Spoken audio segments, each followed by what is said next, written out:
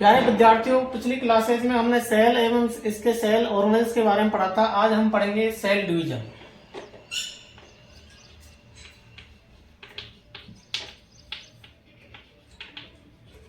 Cell division या फिर cell cycle.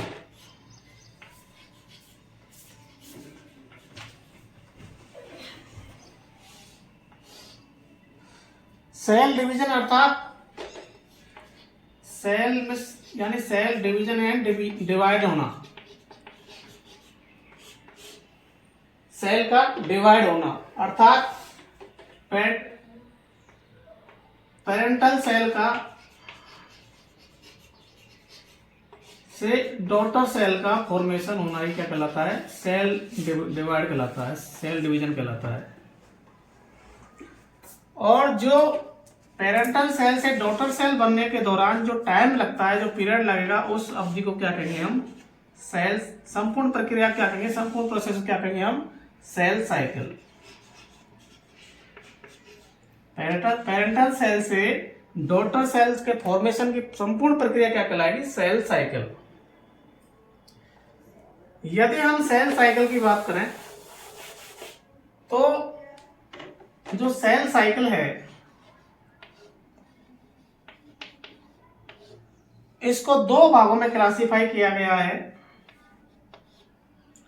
Mitosis, दूसरा है मियोसिस। इस दोनों प्रक्रिया है जो सेल साइकिल, सेल डिवीजन का क्लासिफिकेशन है। दो भागों में क्लासिफाई किया गया सेल साइकिल, सेल डिवीजन को। जो सेल साइकिल है और सेल डिवीजन है, इसकी एक जो टाइम लगता है एक सेल का डिवीजन होने में, पूरी प्रक्रिया में 24 आवर्स, 24 घंटे का समय लगता है। इस वीडियो में हम पढ़ेंगे माइटोसिस और नेक्स्ट वीडियो में पढ़ेंगे हम मियोसिस। तो इस वीडियो में हम देखें जो माइटोसिस है ये सोमैटिक सेल होती है, उनमें होता है। और जो मियोसिस है ये जर्म सेल या फिर गोनेड सेल्स में होता है। मियोसिस किसमें होता है? जर्म सेल या गोनेड सेल में। कुछ सेल ऐसी भी होती है जिनमें किसी प्रकार का सेल डिवीजन नहीं होता है, वो है नर्व सेल।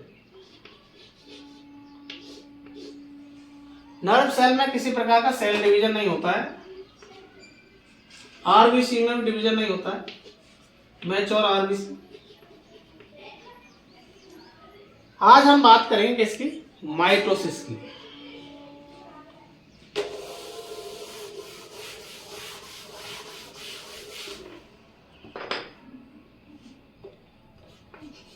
माइटोसिस अर्थात समसूत्री विभाजन। माइटोसिस जो इसमें टाइम पीरियड लगता है 24 आवर्स का टाइम लगता है। और इस माइटोसिस को दो भागों में क्लासिफाई किया गया है। पहला है इंटरफेज और दूसरा है एमफेज।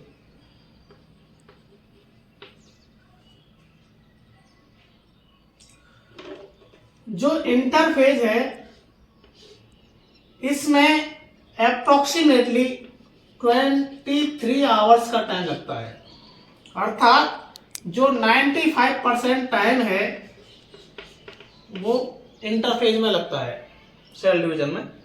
और एम फेज है ये 1 आवर्स की होती है तकरीबन, अर्थात 5%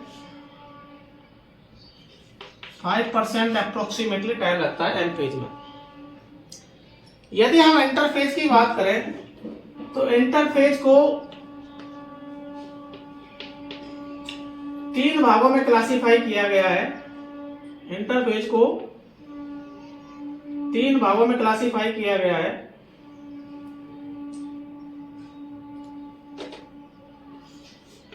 G1 फेज, एस फेज और G2 फेज।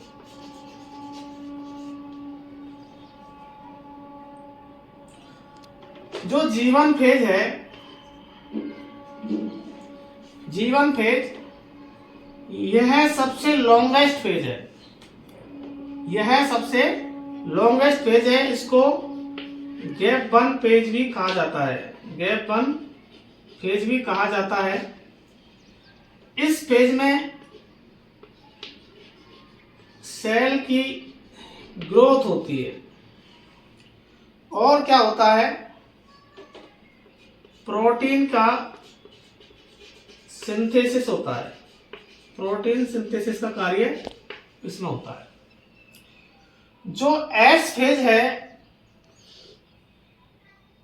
इसमें डीएनए सिंथेसिस होता है और हिस्टोन प्रोटीन का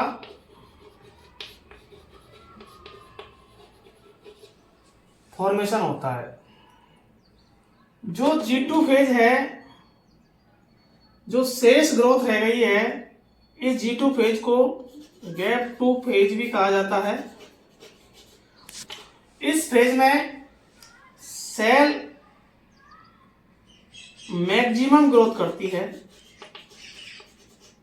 और एम फेज में जाने के लिए प्रिपेयर हो जाती है। G1 फेज में एक और है, सेल जो गैप 2 फेज है, इसमें एक प्रोटीन का फॉर्मेशन होता है जिसको ट्यूबरलिन प्रोटीन कहते हैं।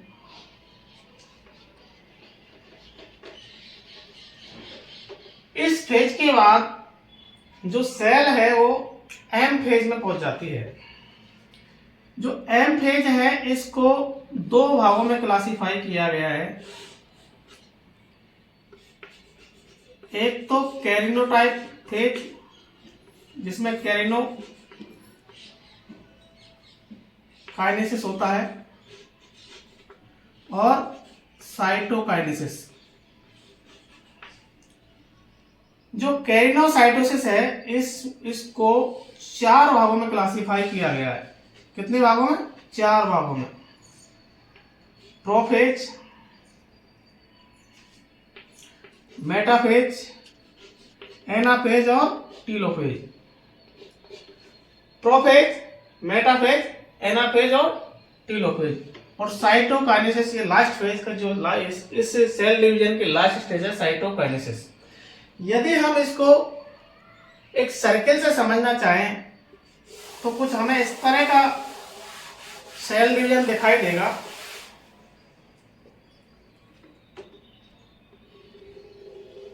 एक साइकिल के रूप में यदि हम समझना चाहें सेल डिवीजन को,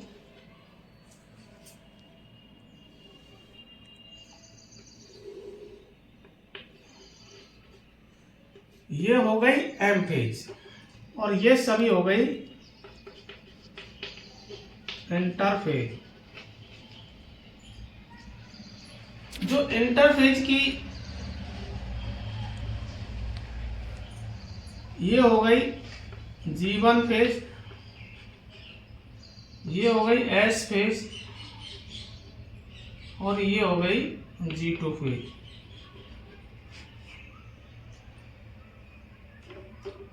एम फेज को पुनः 2 भागों में क्लासिफाई किया गया है, जो अप्रोक्सीमेटली 1 आवर की होती है। एक तो साइटोकाइनेसिस और कैरिनोकाइनेसिस।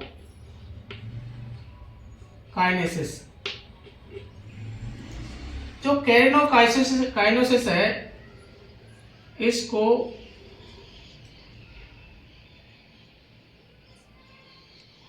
इसको 4 भागों में क्लासिफाई किया गया है, प्रोफेज, मेटाफेज, एनाफेज और टीलोफेज। यदि हम सेल साइकिल को देखें तो कुछ इस तरह दिखाई देता है cell cycle.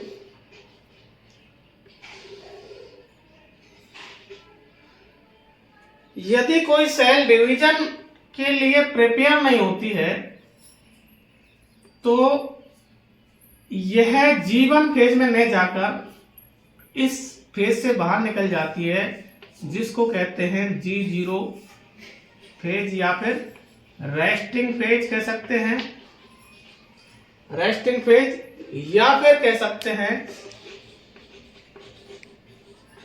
क्यूसेंस phase.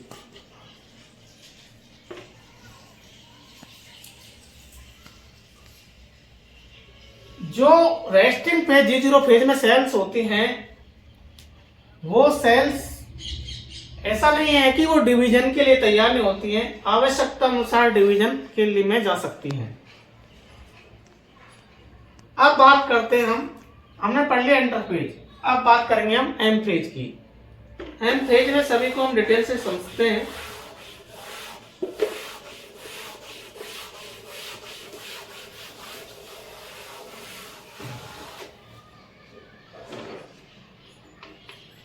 Types of M phase.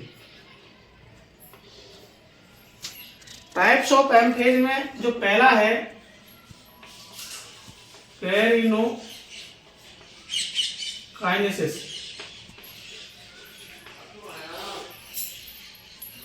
जो कैरिनोकाइनेसिस का मतलब है जो न्यूक्लियस है उसका किस तरह उसकी प्रक्रिया होती है सेल डिवीजन में, तो इसको हमने 4 भागों में क्लासिफाई किया है। पहला है प्रोफेज। जो प्रोफेज है इसमें सेल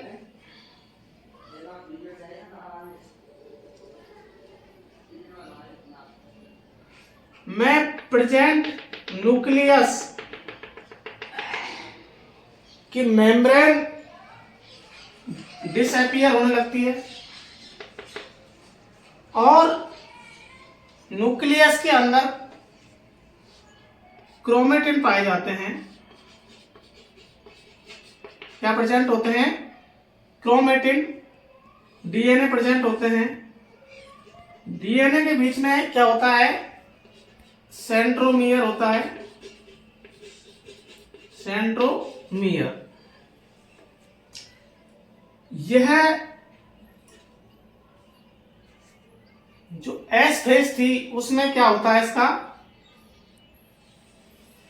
डिप्लॉयड हो जाता है। क्रोमेटिन क्या हो जाता है?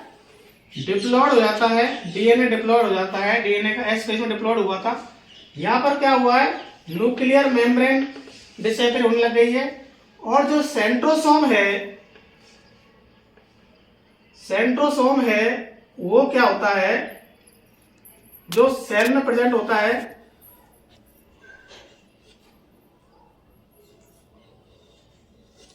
वो एस फेज में क्या हुआ था? डिप्लॉयड हुआ था, उसकी कॉपी बनी थी, तो वो क्या है, दूर जाने लग जाता है एक दूसरे से सेंट्रोसोम दूर जाने लग जाते हैं और जो इसके अंदर प्रेजेंट न्यूक्लियोलस है, न्यूक्लियस के अंदर, वो भी डिसअपियर होने लग जाता है।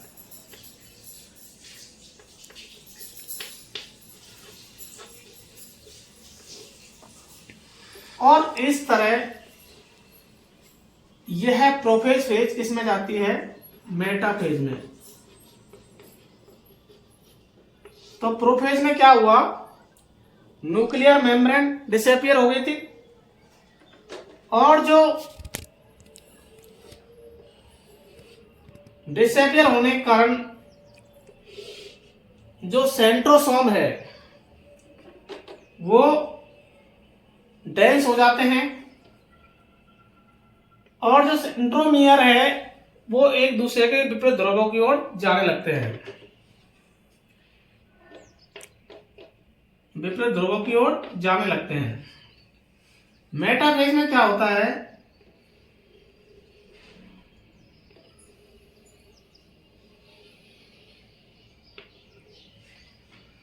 जो ट्यूबरलिन प्रोटीन थी मेटाफेज में सेंट्रोसोम विपरीत ध्रुवों की ओर पहुंच जाते हैं और जो डीएनए है, क्रोमोसोम है, वो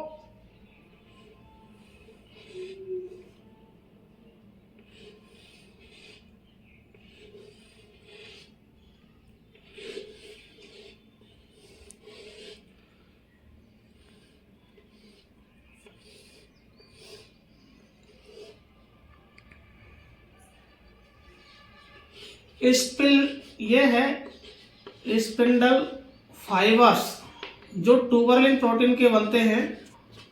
इनसे क्या है, क्रोमोसोम अटैच हो जाते हैं, क्रोमोसोम अटैच हो जाते हैं, इस तरह अटैच हो जाते हैं। ये किस में होता है, मेटाफेज में। जो टीलोफेज है, अगली है तीसरी फेज, एनाफेज। तीसरी कौन सी है, एनाफेज। एनाफेज में क्या होता है,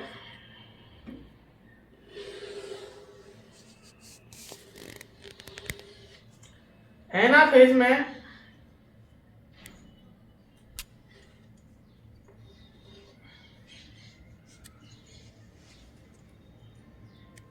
एनाफेज में क्या होता है, जो सेंट्रोसोम है, ये क्या है,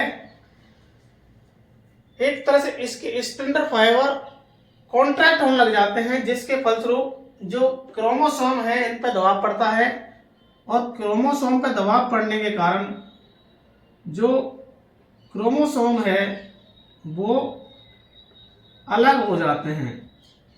डुप्लीकेट बने थे और यहाँ पे क्या हो जाएंगे, एनाफेज में ये अलग हो जाएंगे। इसी कारण इनमें जो सेंट्रोसोम है ये क्या करेंगे, स्पिंडल फाइबर्स कुंडलित होंगे, डेंस होंगे, कॉन्ट्रैक्ट होंगे, जिसके फलस्वरूप इन पे प्रेशर पड़ेगा और ये क्रोमोसोम है ये टूटकर अलग अलग हो जाएंगे। Anaphase, telophase. टीलोफेज की संरचना देखें, टीलोफेज में सेल की स्थिति क्या रहती है, दिख रहा है तुम्हें तो? टीलोफेज ये सेल है, इसमें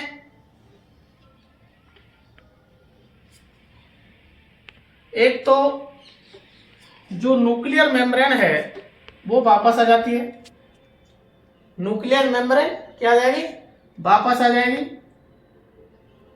और न्यूक्लियर मेम्ब्रेन वापस आ जाएगी, जो ऑर्गन न्यूक्लियोलस वापस आ जाएगा, और ये जो क्रोमोसोम है वापस उस स्थिति में आ जाएंगे, पूर्वावर्ण स्थिति में। टीलोफेज में ये सब जो ऑर्गन डिसअपियर हुए थे प्रोफेज में वो वापस आ जाएंगे, और इसके बाद जो क्रिया होगी वो होगी साइटोकाइनेसिस की। साइटोकाइनेसिस जो क्रिया होगी, इसमें बीच में से इस तरह क्रिया होगी, सेल डिवीजन हो जाएगा, 2 से डॉटर सेल का फॉर्मेशन हो जाएगा, और सभी ऑर्गेनेल्स वापस रिकवर होके एक नई डॉटर, 2 नई डॉटर सेल्स का, एक पेरेंटल सेल से 2 नई डॉटर सेल्स का फॉर्मेशन होगा। इस तरह ये जो डिवीजन होता है इसको कहा जाता है माइटोसिस डिवीजन। अर्थात एक पेरेंटल सेल से same daughter cell, genetically same daughter cells का फॉर्मेशन होना की प्रक्रिया क्या कहलाती है, माइटोसिस कहलाती है। उम्मीद करता हूं आपके ये वीडियो समझ में आया होगा। यदि आपको मेरा वीडियो समझ में आया है तो लाइक करें, शेयर करें, सब्सक्राइब करें। अगले वीडियो में मैं लेके आऊंगा जो सेल डिवीजन का नेक्स्ट पार्ट है, मियोसिस अर्थात अर्धसूत्री विभाजन। ये बताया था हमने समसूत्री विभाजन। समसूत्री विभाजन जो है सोमेटिक सेल में होता है, और सोमेटिक सेल इसमें हूबहू जैसी पेरेंटल सेल होती है, same to same daughter cells का फॉर्मेशन होता है, उसमें किसी प्रकार का अंतर नहीं होता है। लेकिन जो हम अगला बताएंगे मियोसिस, जिसको कहते हैं अर्धसूत्री विभाजन, उसमें पेरेंटल सेल्स के समान कैरेक्टरिस्टिक डॉटर सेल में नहीं होते हैं, वो सेम टू सेम नहीं होती है, वो उसमें कुछ डिफरेंस होते हैं, वो जेनेटिकल डिफरेंस होते हैं। ठीक है, आज के लिए इतना ही काफ़ी है। जय हिंद, जय भारत, नमस्कार।